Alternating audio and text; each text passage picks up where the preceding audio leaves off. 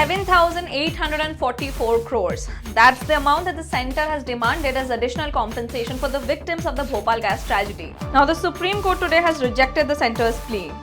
A 5-judge constitution bench said it disapproves the centre's decision to rake up the issue after 2 decades.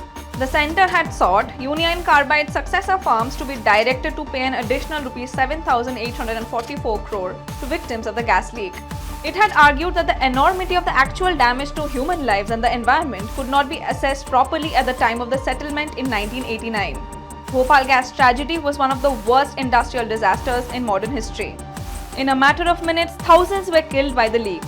The tragedy occurred due to a gas leak at the Union Carbide pesticide plant in Bhopal. Several lakhs were exposed to the toxic methyl isocyanate gas.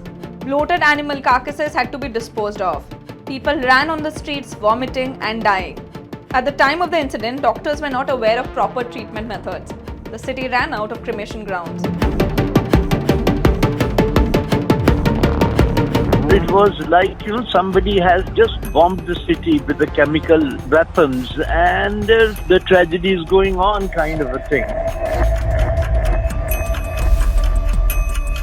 And on the road, when we were driving towards these places, there were dead animals, bodies bloated, cows, buffaloes, dogs, anything on the street.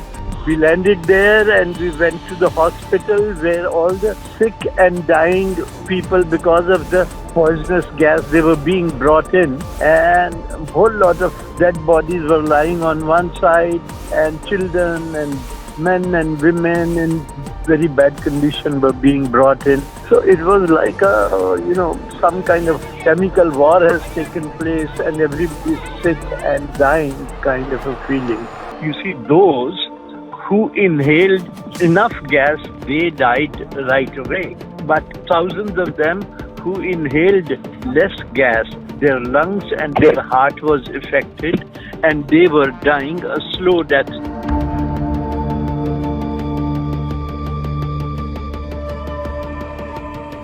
Now, as per official records, the Bhopal gas tragedy killed over 3,000 people. However, activists put the figures for death between 20,000 and 25,000.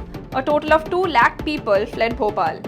Now, in 2010, several former executives of Union Carbide's India subsidiary were convicted by a Bhopal court. The centre then filed a curative petition in Supreme Court in December 2010 for more compensation. Now, the successor firms have told the court that the depreciation of the rupee since 1989 cannot be a ground to seek a top-up of compensation now. The firms had said that the centre never suggested at the time of the settlement that it was inadequate. The Supreme Court dismissed the petition, saying that reopening the issue will only work in favour of Union Carbide by opening a Pandora's box and will be to the detriment of the claimants. The court has directed the centre to use the Rs 50 crore lying with the RBI to address the needs of the claimants.